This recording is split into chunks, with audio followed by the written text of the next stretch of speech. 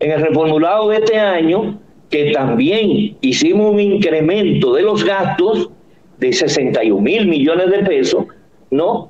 Y el déficit se incrementó en unos 14 mil millones. Sin embargo, la necesidad de financiamiento la disminuimos de 363 mil millones a 333 mil millones, es decir, que cada día tratamos de eficientizar aún más los recursos y el financiamiento. Y esto como parte del manejo de la deuda, que es una de las cosas que nosotros vivimos diciendo, hasta que nosotros llegamos a junio del 2020, nosotros estábamos en cicla con Fitch Rating y con Standard & Poor's, porque la calificación nuestra era negativa, ¿no? Y la de Moody, pero se ha mejorado esa parte no, pero Fitch Rating nos puso como estable, igualmente Standard & Poor's. Y ahora mismo Moody nos dice, miren, la forma en que ustedes han manejado la deuda, lo reactivo, la resiliencia de este país va a positivo, y es BA3 positivo ahora,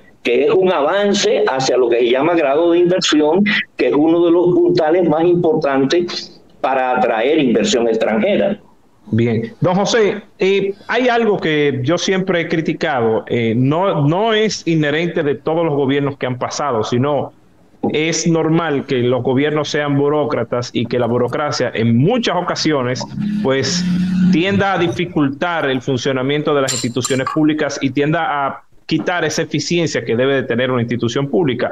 En el caso, por ejemplo, de la ejecución presupuestaria, si una institución X, por ejemplo, por mencionar una al aire, Inaguja, que tiene todavía, que le sobran quizá 15 o 20 mil millones de pesos porque no lo va a utilizar en su presupuesto, ¿por qué no puede transferirlo quizás a la casa que sí lo está necesitando en ese momento?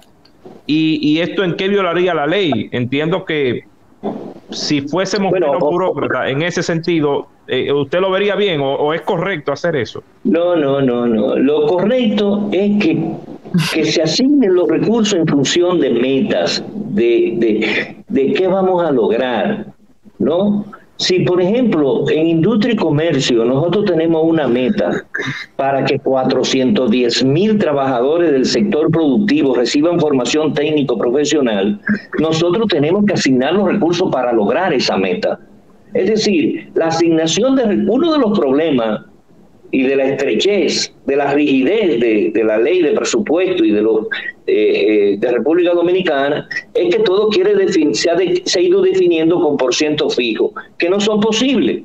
Por ejemplo, al presidente de la República, si se aplicara la ley orgánica de presupuesto, la 423, habría que darle el 5% de todos los ingresos nacionales. ¿Qué significado tiene eso? Bueno, tendríamos que darle al presidente 51 mil millones de pesos. 51 mil millones de pesos, pero eso no es posible. Entonces el presidente de la República apenas tiene una asignación de 4.680 millones de pesos. O, por ejemplo, a los ayuntamientos habría que darle 93 mil millones de pesos, lo cual no es posible.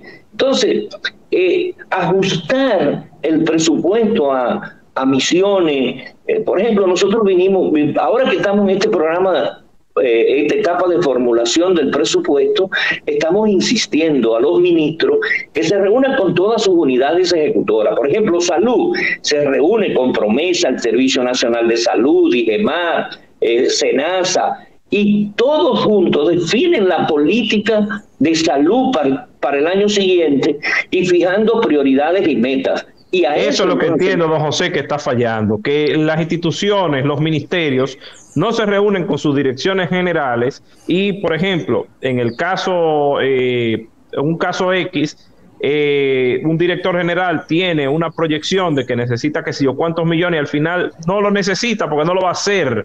Entonces, otra dependencia de ese ministerio no hace nada y necesita recursos para hacer. Entonces yo creo que es lo que usted está diciendo. Los ministros deben de ponerse a una, deben de juntarse con sus dependencias, deben delinear una ejecución presupuestaria correcta, porque, y ahí venía mi siguiente pregunta, ¿es cierto, don José, que hay instituciones que no completan la ejecución presupuestaria en un año? Claro que no, casi, es que la ejecución tiene etapas claras, definidas, procesos, ¿no? Y además, recuerda que todo depende de la disponibilidad de ingresos. El presupuesto se divide durante el año en 4 trimestres y en cada trimestre se le asigna una cuota para que puedan comprometer para ese trimestre. Y esa cuota de compromiso es sobre la cual tienen que hacer su programación de ejecución para el trimestre. Ahora, ¿qué pasa? Que el sistema no nos permite ir trimestre tras trimestre desmontando lo que no se va ejecutando. Por eso estamos desarrollando un nuevo sistema de información de la gestión financiera del Estado que nos va a permitir inclusive hacer la planificación plurianual. Ahora mismo la presupuestación plurianual es indicativa, pero nosotros a partir del 25, es decir, para el presupuesto del 25 en adelante, el sistema, el CIEF, le va a permitir hacer esa planificación plurianual y nada más cada año se va a ir actualizando. Por ejemplo, tú tienes que hacer un plan de recursos humanos. Tú no puedes a mediados de año decir, no, yo le voy a aumentar una escala salarial nueva para... No, eso tiene que seguir todo un proceso de validación con el Ministerio Administrativo de Administración Pública, con la Dirección General de Presupuesto. Hoy en día ninguna institución puede comprar, puede licitar a través del portal de compra si no tiene la certificación de presupuesto, porque se leen ambos sistemas. Antes no se leían. Entonces tú podías hacer cualquier licitación, ahora no, ahora tienes que tener la certeza de que lo que tú vas a ejecutar de vengar en el año, lo tiene para pagarlo. Es una manera de asegurarle al suplidor o al contratista de que lo que se está contratando tiene los respaldos para cumplirse durante el año. Pero vuelvo, la política, la realidad es dinámica. No esperábamos Franklin y apareció Franklin. Ahora otra vez ha venido a impactar el precio de los combustibles, que comienza a subir. Ya comienza a subir el barril. Sí. El barril de petróleo comienza a subir. Cuando ya estábamos teniendo un descenso de la necesidad de subsidio. Porque el año pasado el subsidio de los combustibles nos representó 85.000 millones de pesos. Wow. Digo, 35.000 millones el subsidio de los combustibles. Y al subsidio de energía eléctrica, unos 87.900 millones de pesos, como consecuencia de este incremento. Pero no solamente eso, fíjate que en el año 2020, como el mundo estaba cerrado, había una necesidad de los programas para ti, quédate en casa, FASE, había que pagarle a la gente para que quedara en su casa, y a través del programa de Aliméntate fue la mayor inversión que hicimos, de unos 48.000 millones de pesos. Sin embargo, ya para el 21, la transferencia al sector eléctrico se convierte en 52.000 millones de pesos, de apenas 9.000 que había en el 20. Y el de los combustibles, que apenas fueron unos 112 millones de pesos en el 20, ya para el 21 ya representaron 9.200 millones de pesos. Y en el 22 los combustibles representaron 35.000 millones de pesos. Ahora, ¿qué impacto tuvo ese subsidio en la gente? Bueno, que en lugar de tener un 18.26% de inflación, solamente tuvimos al cerrar el año un 7.83%. Es decir, que fue positivo el subsidio porque disminuyó en más de 10 puntos la inflación, una inflación importada. Porque hay que recordar que del 19 para atrás la inflación en los Estados Unidos andaba por el 1%. El 2%. Y precisamente ayer hablábamos con Guarocuya Félix y nos decía que ahora mismo la situación mundial vuelve nuevamente a venir en una escalada en las tasas de interés y en la inflación en otros países, en la desaceleración económica en otros países, lo cual nosotros no somos...